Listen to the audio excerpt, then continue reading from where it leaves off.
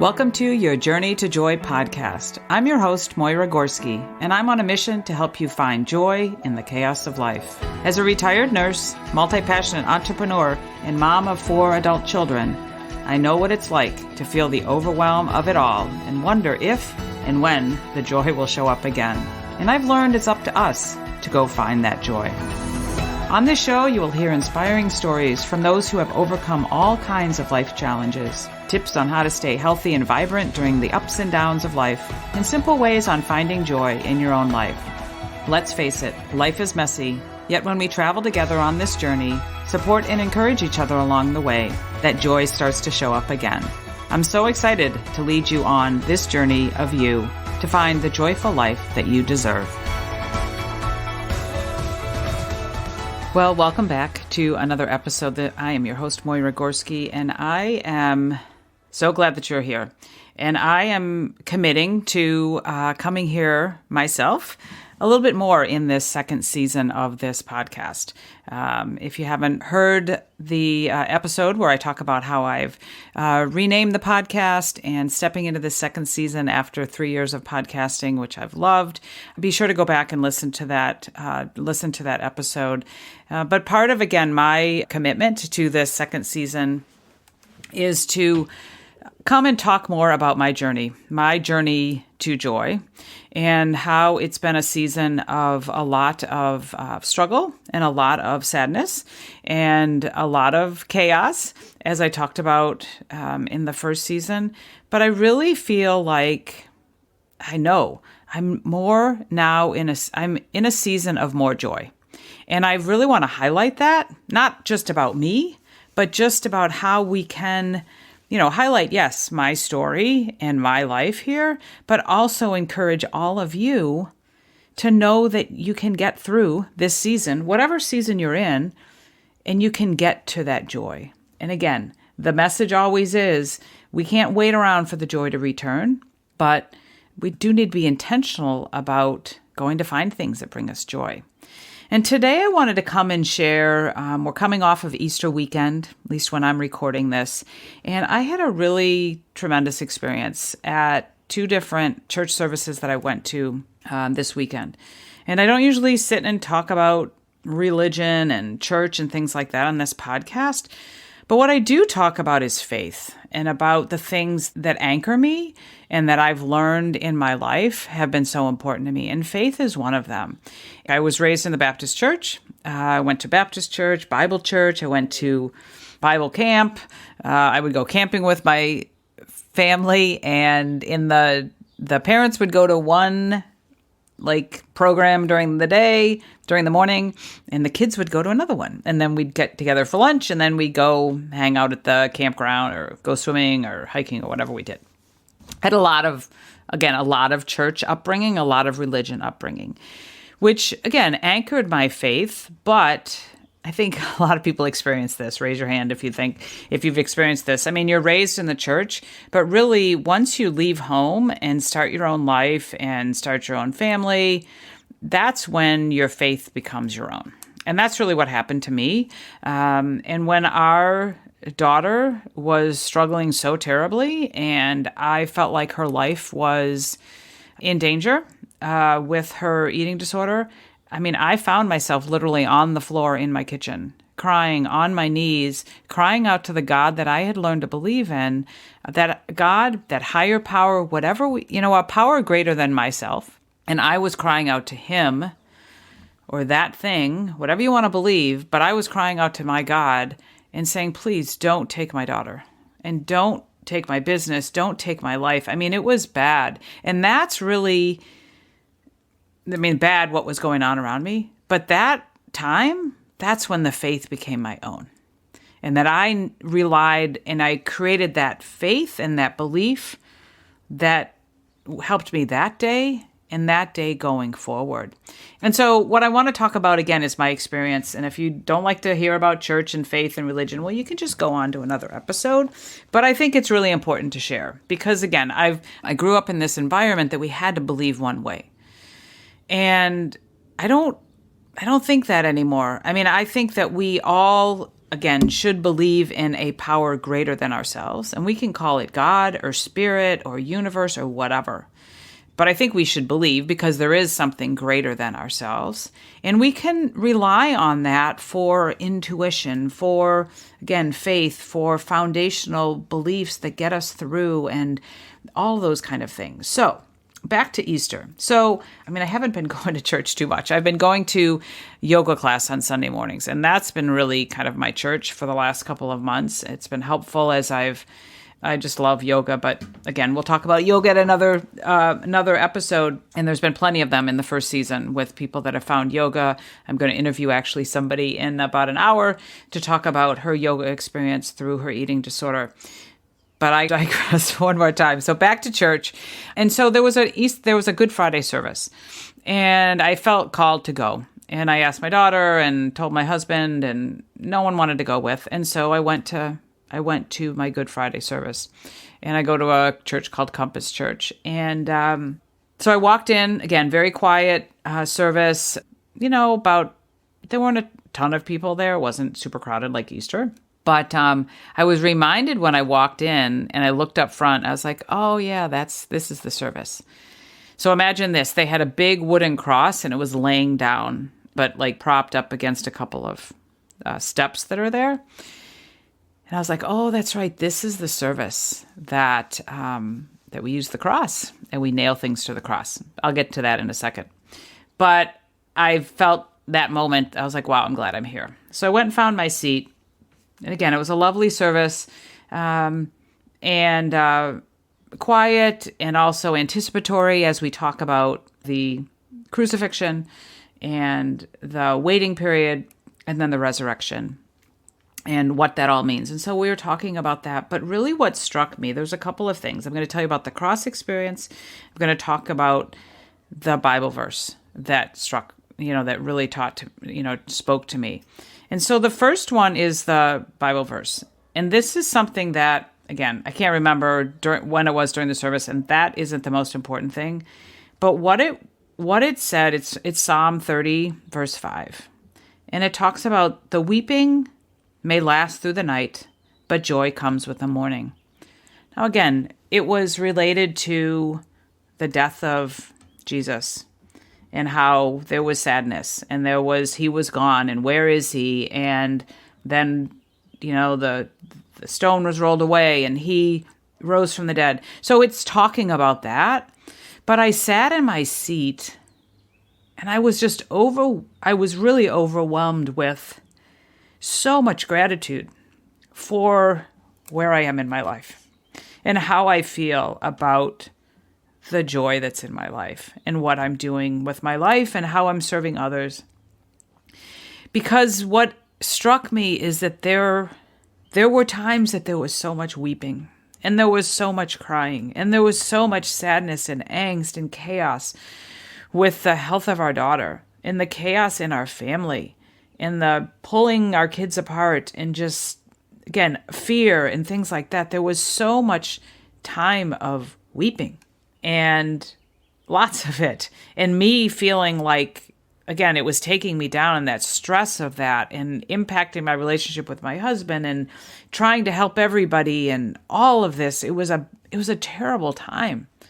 And you can go back and again, listen to different episodes in the first season. But it was a terrible time of just a lot of struggle on our daughter's part with her mental health. But part of the reason why I started this podcast was to share my side of things. There was so much sadness, so much fear, and a lot of crying with my friends. I would call to them. I would send them a message and said, would you pray with me? So much crying, so much prayer.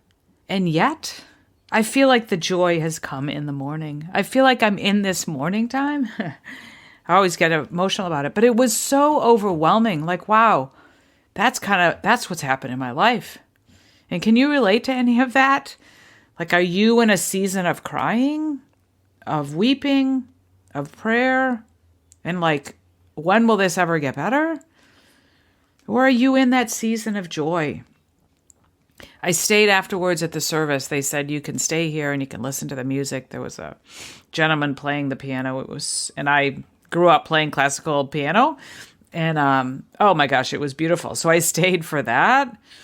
But I stayed because I just wanted to take that in, that feeling of gratitude. Like so many times I'd sat in those church pews and I listened to the music and I listened to what Jeff said. And I cried and I wondered if things would get better. And I wrote prayer requests and I sent them in and I put them in the offering and I put them in the app and all of those things, and praying with my daughter not by my side, someplace else, in a treatment center, living someplace else, just the family broken apart. So many times sitting in that pew, crying, either inside or outside. And yet, the joy has returned. And it's not the way that it used to be, and I'm still figuring out the joy, and I'm still figuring out my path forward. But the morning has come. And I'm so grateful for that. I'm grateful for what this church has provided, the message, the music, all of that. I just felt so, so grateful. And so I want that message to be to you, like, where are you on that journey? Are you in the weeping time? Do you feel like the joy will never come back? And I'm here to say, keep going. Keep putting down that foundation. Keep reaching out to that higher power. Keep praying. Keep thinking. Keep thinking about what you want to get rid of and to shed, so that you can move forward into that joy, because it's there. The opportunity is there.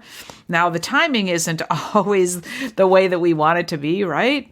Because we want it to happen overnight, right? Or we want it to have happened already. And certainly I've learned that in my journey, that we have to trust the process. We have to trust the timing of a power greater than ourselves. And it's hard. It's hard to surrender to that. It's hard to trust that. I get it, because I've been there. But that's really what we're called to do. We're called to have that faith and to know that the weeping may last through the night, but the joy comes with the morning. So that's the one message. And again, the second one is what the cross signified. So again, they take a wooden cross, a big wooden cross, and they lay it down so that we can go up there after the message was given. He said, take some time to sit in your seat and kind of think about what you want to give up. Perhaps, your sins, or what do you just want to get rid of? What do you want to just say, okay, I'm done with it. I'm done with that. I'm just going to write it down and I'm just going to nail it on the cross. And I'm just going to, that's it. Done. I mean, it is really one of my favorite services. And so I sat and honestly, I don't even remember what I wrote down. And that doesn't matter, because I was supposed to forget about it, right? But it gave everybody a chance to sit and write those things that we want to get rid of, the things that we want to admit our sins or admit our wrongs or admit that we just don't want to be here anymore. And I saw people crying, I saw people smiling, I saw people everywhere in between. And it gave me a chance to write those things down. And then you walk up to the cross and you pick up this really long nail and they give you a hammer and you hammer it to the cross. It's an extremely powerful exercise. I love it. And so you do that, and then you go back to your seat.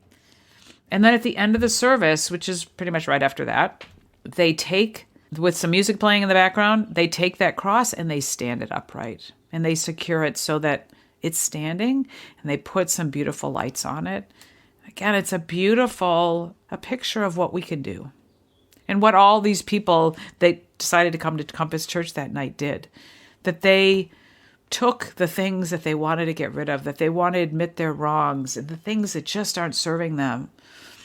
And they nailed them to the cross, and they said, that's it. I want to get rid of it. I'm just going to leave it there on the cross, and I'm going to move forward. I'm going to leave it and move forward.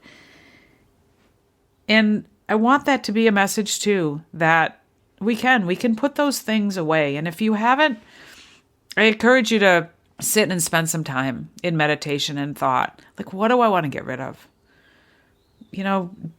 What do I want to just say, this isn't working for me.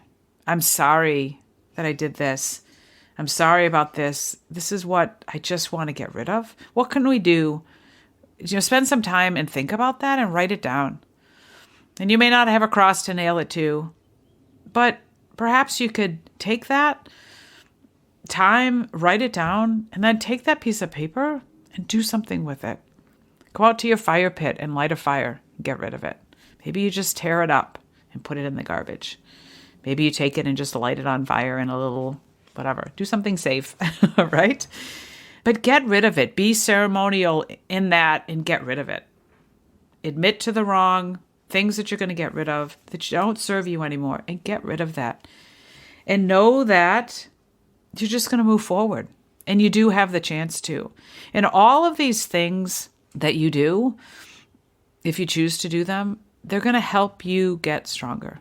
They're going to help you get rid of those things that aren't serving you and look forward into the future and say, okay, what else now? If I'm not hanging on to this, what am I going to do now? What can I do now? What can I choose to do now? And my message always is, you can do it. You can go find, we can sit there, but you also, I want the message to be that the journey of you, the journey of joy is the journey of you. Like what you want your life to be like going forward. There's going to be seasons of crying. There is going to be chaos, and there's going to be a lot of juggling. And yet I'm here to say, because I've done it myself, you can get through that.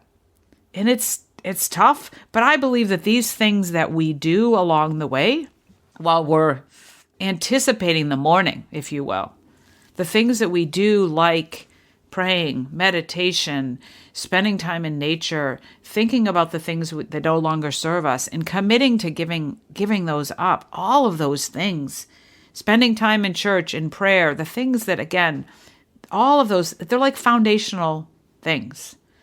As we continue to do them, they make us stronger. And so when that next challenge comes, when that next thing comes that we have to, seems chaotic, we're stronger. We know how to handle it. It doesn't take us all the way down like it used to, right? We're stronger. And so we can say, okay, I got it. I got it. And it becomes easier and easier. Then another challenge comes. But we can pull onto that foundation. We can hold onto that foundation of these things that we've done and that faith that we have that life can look different to us. It can look like it's filled with joy. It looks like it's filled with the smiles instead of the frowns and the tears and the weeping. It can be filled with joy. And we can continue to move forward with that. That's what I want my message to be to you today. And I hope that you heard it and you took it. And take what it, I always say, take what you want and then leave the rest. But this was such a powerful weekend for me. I went to the Easter service on Sunday with my husband, and we sat there and just filled again with gratitude, with joy, with peace, knowing that I'm in this season of joy now and it feels good. And I'm grateful for what this church has provided for me. I didn't feel obligated to go anymore like I used to feel obligated to go. Like I'm going because I get filled there. I get filled with joy. I love the music. And so I sat in the pew on Sunday just feeling, again, forever grateful that for the time, for the faith, for the things that have helped me get through these seasons. And I want to encourage you to, again, have that reassurance that you can find the joy and that it's going to be okay. And you're stronger than you think. And nobody's here you shouldn't be dimming your light and staying in that chaos forever. You need to move forward into the joy. Find the things that bring you joy and being intentional about that. And if you need help, or if you're not sure how to do it, perhaps do some of these things. Perhaps reach out to me. But there are steps that are going to lead you forward into those days and the life of joy. So that's my message today. Thanks for joining me. Thanks for listening. As always, I so appreciate you being here, and I appreciate you sharing with others these messages that I share. And I look forward to talking to you next time. Hey there, ready to live a more joyful life? Considering connecting with someone who can help you? If so, I'd like to be that person. I offer a free consultation where we determine where the chaos is in your life and how you can learn to bring more joy each and every day. Visit my website, MoyraGorski.com, or simply email me, Moyra@MoyraGorski.com, with more joy in the subject line. I look forward to connecting, and I'm here to say there will always be some chaos, which requires a little juggling, but you can find joy and live your life intentionally filled with that joy. Let me help you on your journey to joy, and that's joy, the journey of you.